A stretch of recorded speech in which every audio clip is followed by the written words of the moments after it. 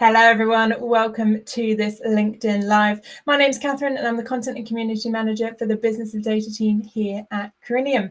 As part of our Business of Data podcast, we intend to live stream each episode ahead of hosting it over on the Business of Data platform. And of course, all of the wonderful podcast providers like Apple, Google and Spotify. We would love to hear from you as well, your thoughts, comments and questions. So please do send those in via the comment section. And if you would like to appear as a guest on the Business of Data podcast, please do reach out to me. I would love to hear from you. And just a quick shout out, on Monday, we will be going live again at 5 p.m. GMT with 5 fantastic female executives talking all about data analytics and the consumer. So make sure you join us again then. But for now, let's join our next podcast.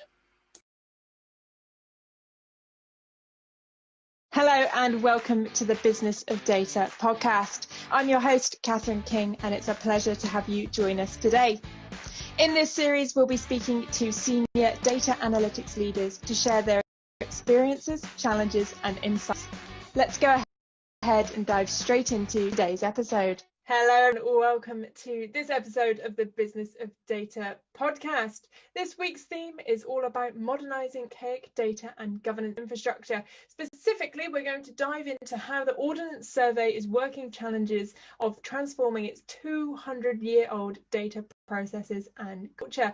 Now, to do just that, we have brought in the wonderful Alan, who is the head of data and analytics service from the Ordnance survey. Now, if you haven't had the chance to meet the lovely Lisa, here are a few facts to get you up to speed. Now, Lisa has worked in government agencies, including the Department for Environmental, Food and Rural Affairs, the Environmental Agency, as well as the Ordnance survey. Gosh, struggling to get my words out today.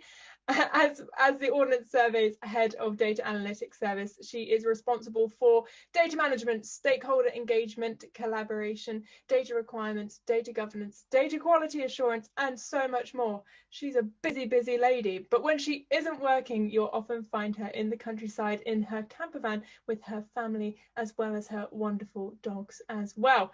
Goodness me, Lisa, how on earth have you found time today to talk to me on this podcast? I do not know, but thank you so much for joining me. No, it's good to be here. It's been a tight squeeze, but we can do it.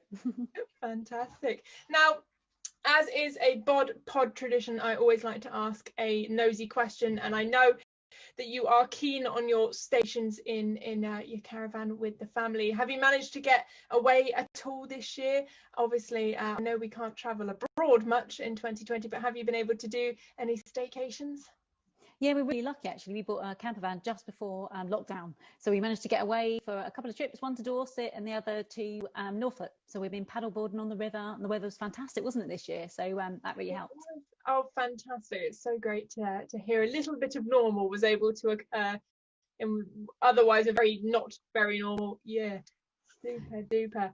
Now, I have spoken to so many different people, so many different organizations, but I'm going to make a bet that's not backed up by any data here, that I think that perhaps this is the oldest legacy I think I've spoken to. 200-year-old data practices we're going to be chatting through today. So I think you probably take the crown for the hardest job when it comes to this legacy there. So should we dive straight into that? Now, yep, sounds good to me. Maps obviously full of data.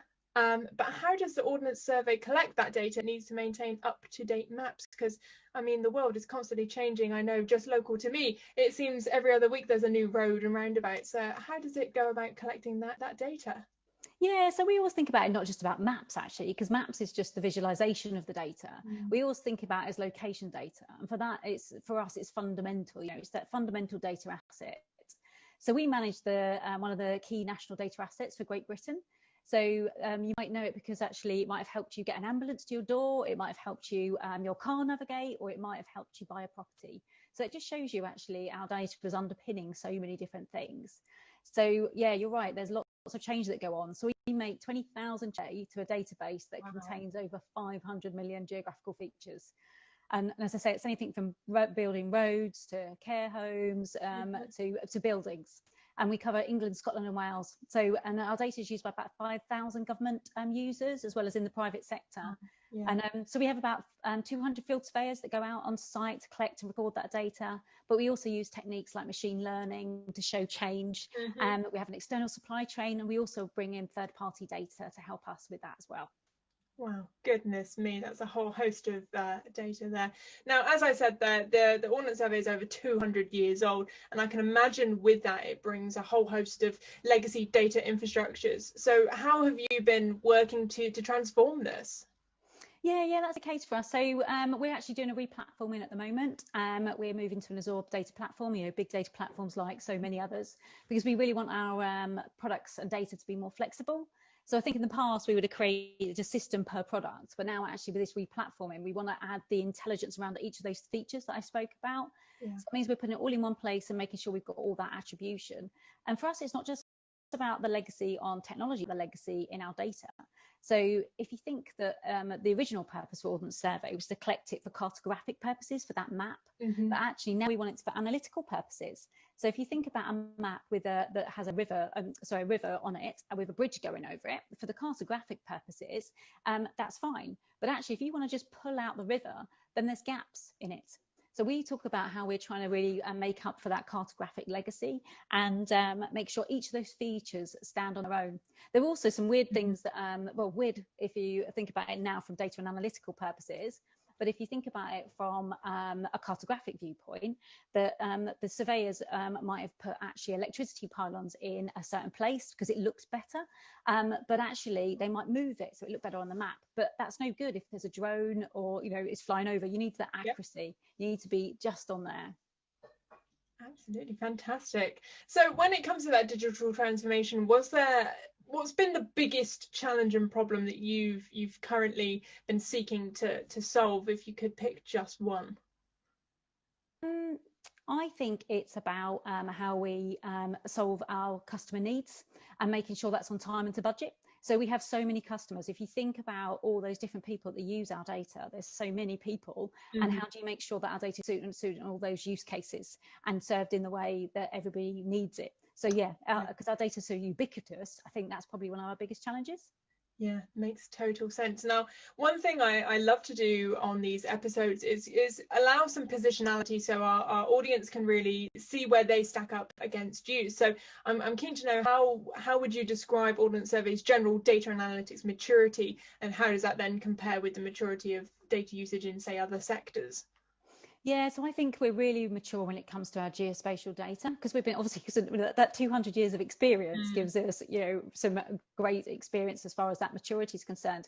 And we're a data company, so we've got a whole machine that sits around us that is thinking about how you collect and capture data, how you supply it. And when you think about our data scientists, they're there all the time trying to extract extra information from our data, solving complex problems. So I say actually we're world class actually in that. We do an amazing job as far as that's concerned. Fantastic. Now, how has Ordnance Survey data modernisation, its wider data culture? Because I'm imagining as you transform systems and processes, you're also going to be transforming that culture as well. Yeah, so we're quite innovative, and so I think that really carries across into that wider culture. So we're always thinking about staying ahead and looking to the future. So we're always thinking about the next thing and what's going on. So yeah, I think it does translate into how we are as a business. Super. Now, with these episodes, I always look to explore the people as well as the concept. Now, you're very interesting because you've worked in a number of government agencies for more than 2 decades now, which is a fantastic amount of experience. So I'd love to offer the audience a chance to know how you would describe working in a public sector data role in comparison to a, say, private sector one.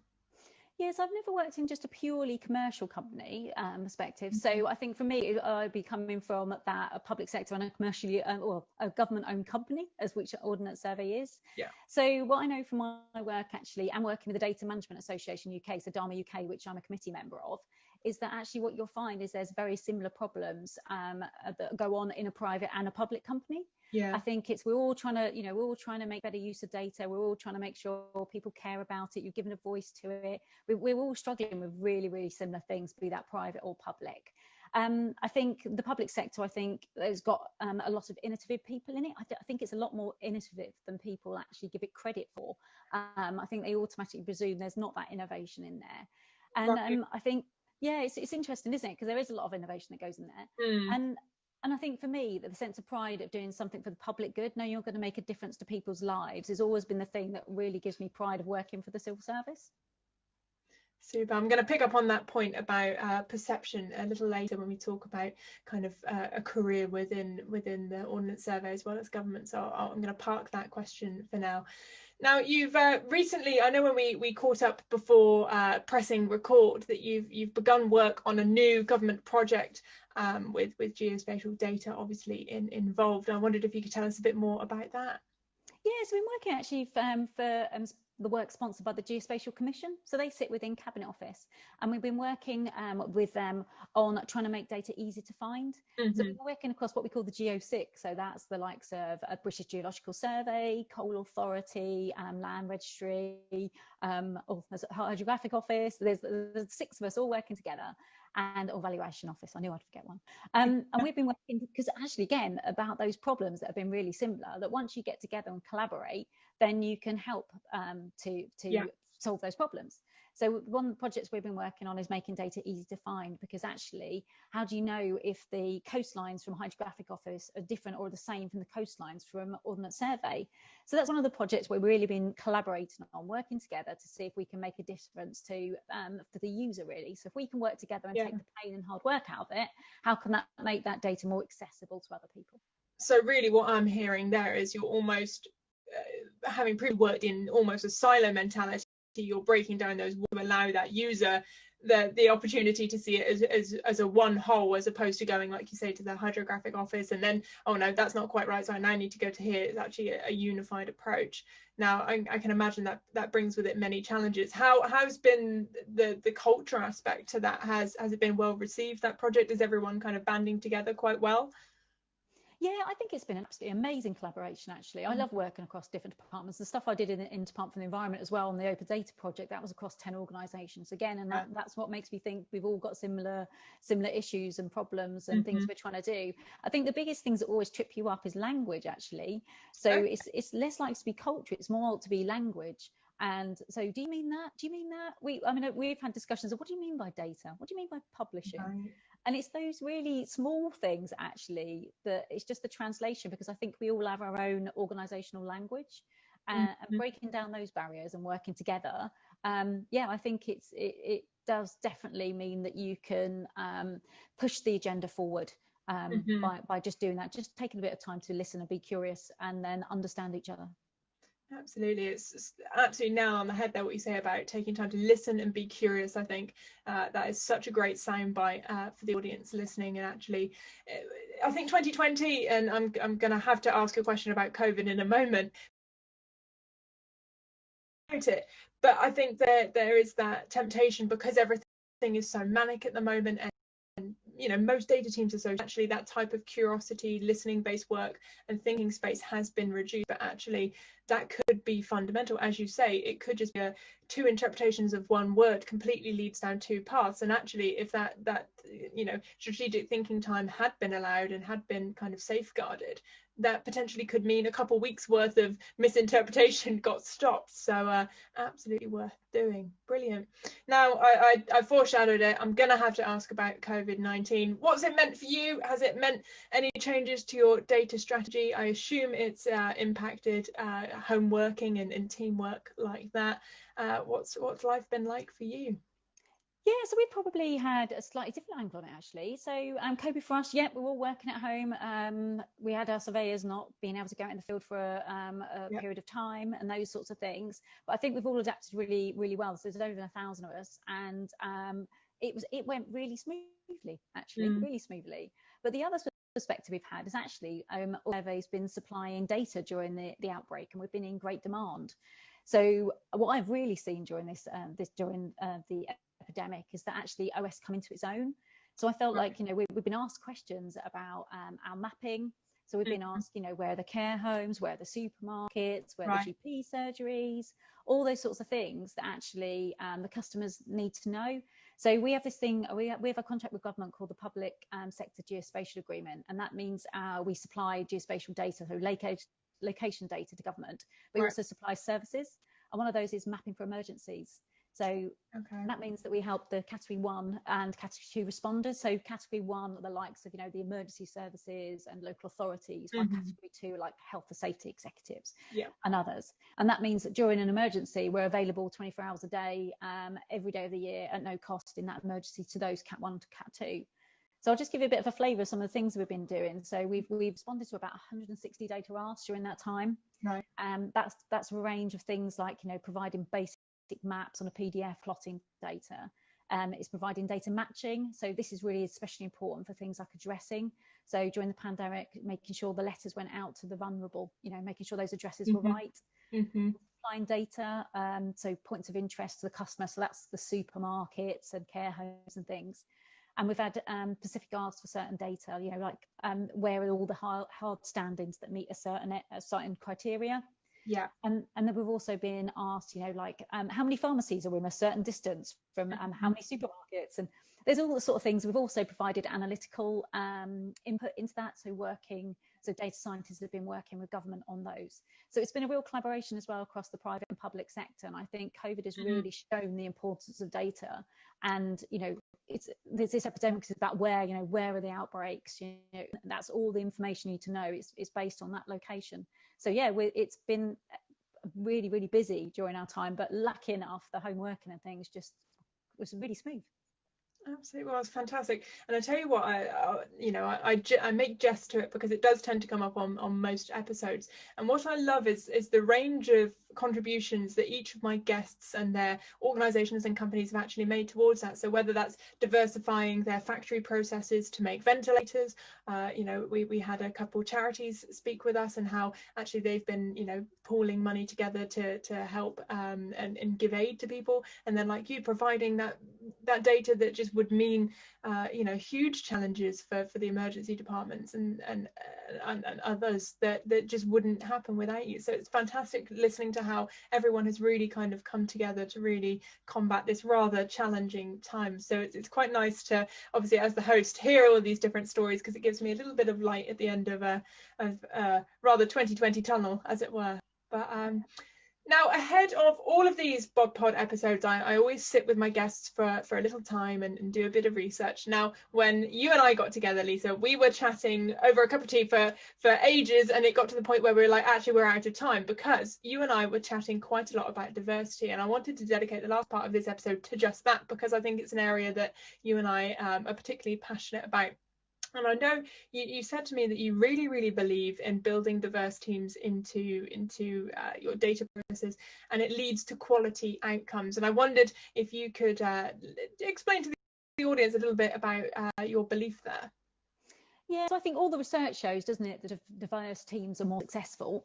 So I think diversity straight off is good for business, but I think it's not only that, it's the right thing to do, ethically and morally.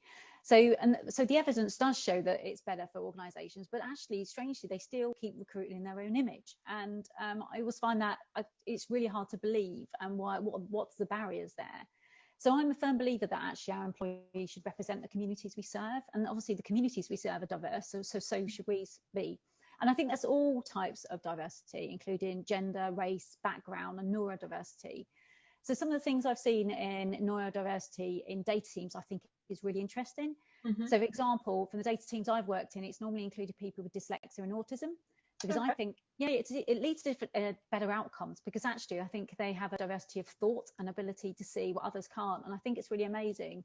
So for me, it's about all types of diversity, be that gender, race, neurodiversity, and those outcomes you get. And you definitely see, I think it's my son's dyslexic too. So it's really interesting when you get us out camping together, how he's got the ability, and actually my husband's dyslexic too, and how they can put the tent up instantly. But my other son and I, we struggle with it.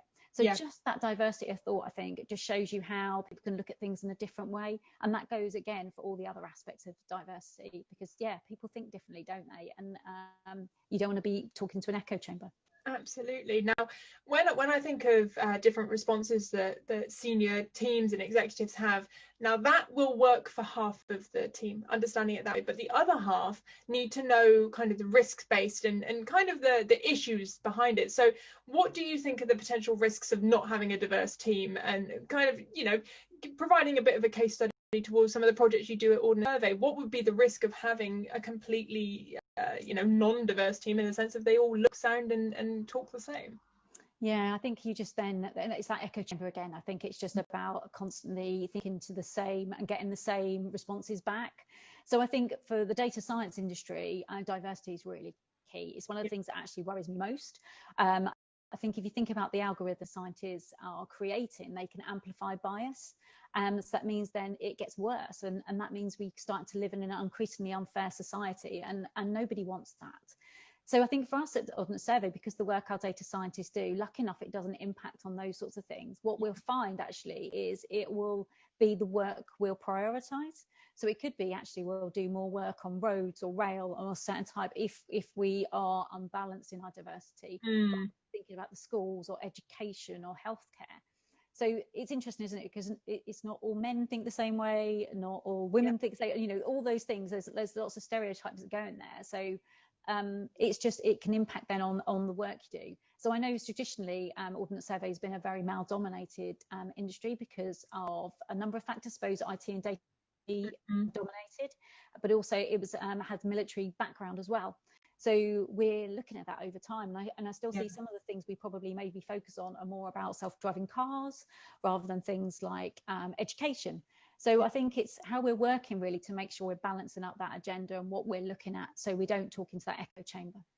Absolutely. Now, again, when we were catching up ahead of this episode, you were saying about how you have been examining your recruitment process, and actually how you went to other thought leaders in your space. I mean, you definitely sound to me, and I know it to be true, that you network incredibly well and you pull on the influences of others to kind of understand processes. And one of the questions, correct me if I'm wrong, that you had was, when we're not seeing necessarily the amount of what can we do about this. Now, what have you then been doing to overcome that challenge of making sure that everyone feels welcome to at least apply and progress in a career within the Ordnance Survey? So that's one of the things you say as a moment. So it came out of a recruitment we did for senior data scientists. What I realised is that we had like 75% males applying for this senior data scientist role. And so it was only last week actually I caught up again with IBM to ask what they were doing about it and what experience they had. And it's interesting, they found that you'll get some of the imposter syndrome from women. Well, you can get it from men too, but it tends to be more in women that will get it. And when you put the words like senior in there, that means they won't apply for it. But if you put the word data scientist, you'll probably get more of the women that are senior but feel more comfortable applying for it. So we've been looking at the wording that we use in our adverts, and I'm just doing some of the, as you'd expect, some of the data analysis at the moment to see, that's the first place you have to start when you're a data person. So looking at actually what is to male and female applying, because we've just also advertised some data scientist roles, and we're having a little look to see whether actually that had a fairer balance in gender there. But also looking at ethnicity as well, and seeing what we can do about it. So at the moment we're just doing the data analysis and touching with other data leaders, and putting a bit of a plan together for Ordnance Survey, so how we can address that, whether it's we change our adverts, whether we do difference on our recruitment, how can we make sure that it is actually appeals to all. Absolutely. And I think, as I said earlier, it's an area that's my heart as well, and I'm very fortunate that our company is very, very passionate about it as well. And it's so funny that you should say about the wording, because as when this episode goes live, we will have closed our nominations for our global advisory board. We made sure that the process went through the whole team to make sure that it was as welcoming as possible, because you do have to be so careful how you word things, like you say there about having a senior role. What does senior mean? Right, let's break that down into job titles, director and above, because I have spoken to heads of data analytics who don't regard themselves as senior. They mostly happen to be women who say, I'm not sure I'm senior enough for this. However, in other factions of what makes up your personal characteristics, someone who is a manager would regard themselves as senior. So it's very, very interesting, and sometimes it helps to be a bit more black and white about what those words mean, because they do have that emotion behind them. So my last couple questions for you here, and feel free to use this platform to your advantage, Lisa. What would you say to the female executives and the BAME executives listening to this podcast right now when it comes to pursuing a career at the Ordnance Survey and other government agencies? Yeah, I definitely say go for it. I mean, I think Ordnance Survey and government have some amazing careers. We get to do some absolutely brilliant work, and we work with some brilliant people, and we're doing that all for the public good. So I think that part of things really motivates me to keep going. And I think don't underestimate some of the work that you can do working in government and in Ordnance Survey. I think the grey suits and boring stuff is times of old. That's not what we're doing. So it's quite innovative. And if you fancy a challenge working like that, then yeah, definitely apply. Absolutely. And I think what this episode has done, at least it's done it for me, so I can imagine it's done it for the audience as well, is it's really transformed my perception of what you guys are doing, because I must admit I suffer with that idea that it's still very grey suits, very kind of old-fashioned, slow-paced, which I think you have definitely blown out the water. It is not slow-paced at all, if not the complete opposite. So thank you so much for that. So my final question for you, normally end on the hardest question. What would you say are the top 3 things you've learned so far during your career in the public sector data management role? Okay, I'll probably start off with, I was a fan of quoting Winston Churchill. So he said, never waste don't waste a good crisis. And I think that's probably my first thing that I've learnt. Whether that be an internal audit that says things are bad and you need to be and make change, or whether that's even things like implementing the general data protection regulation that worried everybody, and put a lot of momentum and emphasis beside it. So I think when you can have those internal crises, it can really help get your agenda moving forward, especially in data. So yeah, I think that's one of them. Next one I'd say is data storytelling. So telling stories to engage people, and really thinking about how to get them on board, lighting up their imagination so they can see that different world that you're setting out. So that would be one of them. And then the third one I say is don't ever forget what's in it for them. I think we always think about what's in it for ourselves, but actually my whole career has told me you're never going to get anybody on board with your data transformation or doing data unless you're really caring about what they care about. So yeah, don't forget them. Super. Lisa, as always, it's an absolute pleasure catching up with you. Thank you so much for joining me today. That's excellent. Thank you very much. What a fantastic conversation. I always love catching up with Lisa. What amazes me is just how much we managed to get covered in just 30 minutes. I mean, we started out chatting about the archaic processes and all the tremendous legacy that a 200-year-old organisation has to deal with. Obviously talking about that data language as well, which I always find interesting, especially when you're talking collaboration across organisations and what one place may refer to as a thing, another place would call that something entirely different. Always very interesting.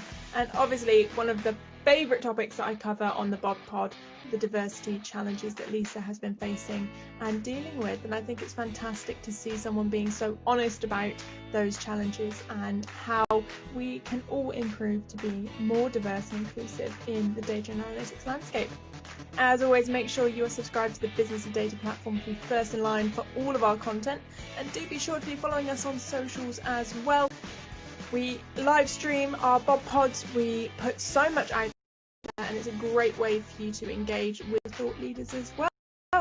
Until next time, so look after yourself, and we'll see you real soon.